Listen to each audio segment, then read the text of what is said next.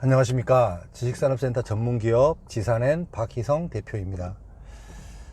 제 유튜브는 지식산업센터에 관련하여서 개발사업 하시는 회사, 그 다음에 분양하시는 분들, 그 다음에 실제 분양을 받으시려는 분들, 그 다음에 투자자분들, 이 모든 분들이 보셔서 도움이 될 수 있는 내용을 채우고자 노력하고 있습니다. 어떤 한 특정 어느 분야의 특정 소속에 있는 이런 군락을 위해서 이렇게 포커스를 맞춰서 이 물건이 좋다, 이 물건을 사라, 뭐 이런 형태의 유튜브가 아니라요. 저는 이제 지식산업센터 관련해서 제반으로 제가 이렇게 오랫동안 일해 오면서 도움을 드릴 수 있는 것들에 대해서 이렇게 얘기를 하고 있으니까요.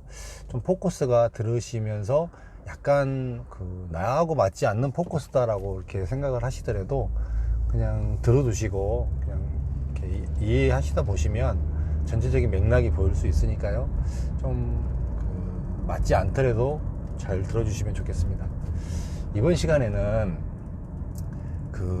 지식산업센터를 개발 사업을 하게 되면 어디가 제일 좋을까요? 어디다가 지식산업센터를 개발 사업을 하는 게 가장 개발하는 사람 입장에서 이윤을 많이 남길까요? 이제 이것도 이제 데이터로 나와 있고 실질적으로 많이 데이터를 내봤기 때문에 제가 이제 정확히 아는 거고요. 사업의 리스크 측면, 분양이 다 마무리된다라는 측면에서는 지식산업센터만을 따지자면은 사실 서울 디지털 산업단지가 그래도 지식산업센터는 마무리가 됩니다. 근데 이제 사업하는 사람 입장에서는 지식산업센터만 보는 게 아니거든요. 지식산업센터하고 이 업무 지원시설, 그러니까 근생 부분까지 다 마무리가 되고 정산을 봐야만 사업이 마무리가 되는 거거든요.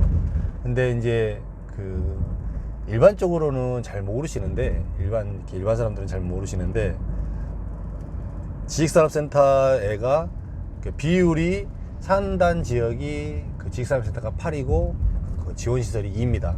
그 다음에 산단 이외 지역이 지식산업센터가 7이고 지원시설이 3입니다.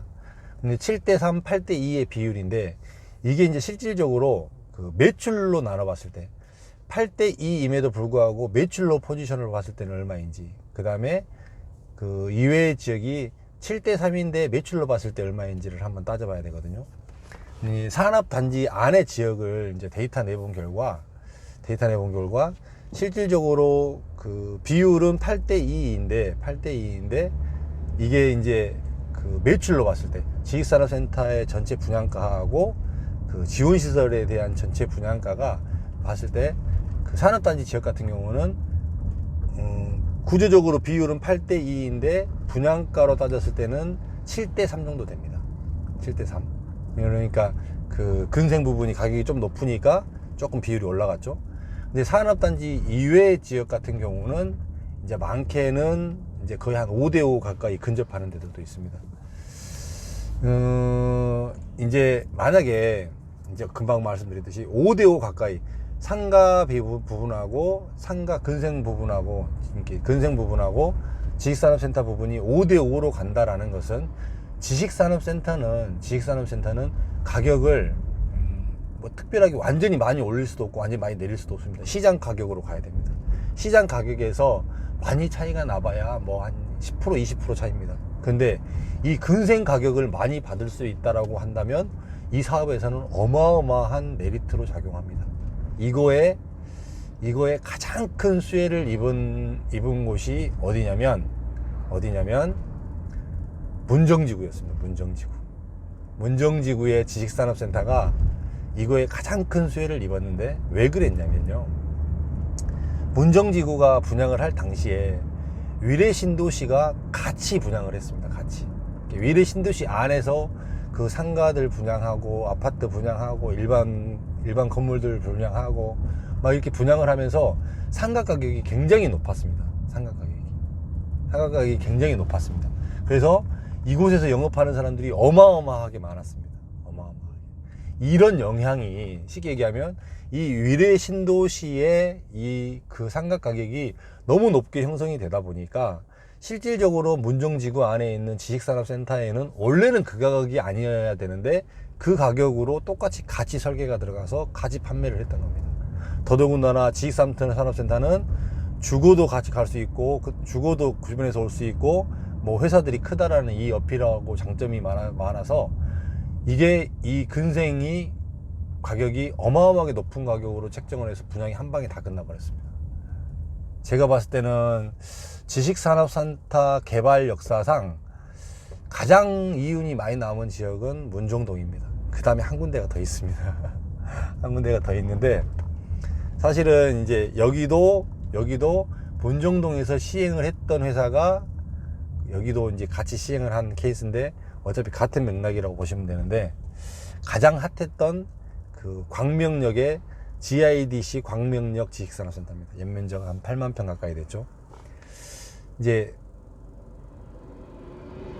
이 건물이 이제 왜 그렇게 됐냐면 이 건물도 맥락은 비슷해요. 맥락은 광명역 주변이 굉장히 핫해져 버렸습니다. 굉장히 핫한 정도가 아니고 뭐 굉장히 광명역이 그 KTX역도 그렇고 신안단선 들어오는 호재도 그렇고 이렇게 해서 굉장히 호재가 많아서 그 주변에 상가 건물들 아파트 이렇게 지으면서 굉장히 바람이 많이 불었습니다. 그 바람으로 그대로 똑같이 지식산업센터에 똑같이 적용이 됐습니다. 그래서 최고의 매출을 올렸습니다. 지식산업센터에서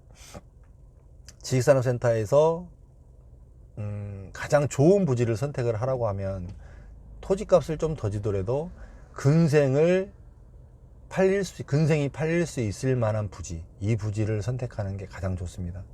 이게 지금 현재 충족이 안 된 곳이 사실은 서울 디지털 산업단지입니다.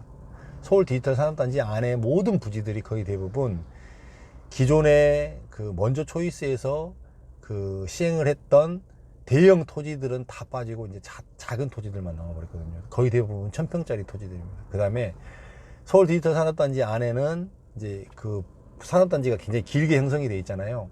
근데 이제 듬성듬성 이렇게 아파트 지식산업센터가 지어지고 그 중간에 남아있는 이런 지식산업센터가 토지들이 남아서 거기가 이제 토지를 팔고 개발을 하는데 거의 대부분 어떤 건물과 건물 사이에 끼어들어 들어가는 이런 건물들이 많은 상태죠. 그렇게 되다 보니까 노출, 근생으로서의 써먹을 수 있는 노출은 전면밖에는 없는 거예요. 그러니까 근생의 매출에 한계가 나타나는 것입니다. 이게 실질적으로 사업을 하기는 하지만 마진이 그렇게 많지 않은 지역이 돼버리는 게 서울 디지털 산업단지고요. 더더군다나 또 분양하고 있는 현장이 많으니까 그로 인해서 지식산업센터 가격까지도 또 많이 받을 수 없는 이런 상태가 되어버린 것이죠. 이게 지금 디지털 산업단지 안에가 분양이 안 되고 더 정체된 딜레마로 가고 있는 상태입니다. 이제 혹시라도 지식산업센터를 개발을 하시고 좀 더 토지를 뭐 LH공사에 뭐 입찰을 들어가시고 준비하시려고 하셨을 때 이제 최근에 트렌드로 봤을 때는 분명히 토지는 커야 됩니다. 이제는 커야 되고 근생이 받쳐줄 수 있는 입지. 그러니까 택지지구 같은 경우에는 주변에 뭐 주거가 좀 있다든지 그 다음에 같이 인프라를 내서 시너지를 낼 수 있는 이런 지역의 그 부지가 지식산업센터로서는 더 적합하다 이렇게 보시면 되고요. 이런 부분들로 인해서 이제 이걸 이제 잘 이렇게 데이터를 거꾸로 지금 보시면 어느 지역에 어떻게 초이스를 해서 들어가야 된다라는 게 좀 그래도 윤곽이 잡힐 수 있습니다. 이런 부분들이 사실 굉장히 어렵기 때문에 혹시라도 이제 뭐 이와 관련해서 뭐 이렇게 뭐 사업 시행을 하시는 분 계시면 좋은 부지가 혹시 어디 있느냐. 사실은 뭐 매매 그렇게 쉽지는 않죠. 근데 이제 타켓으로 어느 쪽으로 갔으면 좋겠다. 이런 쪽으로는 이 정도는 제가 조언을 좀 해드릴 수 있을 것 같거든요. 혹시 관련하여서 궁금하신 부분이 있으시면 댓글로 남겨주시든지 뭐 그렇게 해주시면 제가 충분히 설명을 해드릴 수도 있도록 노력하겠습니다. 여기까지 하겠습니다. 감사합니다.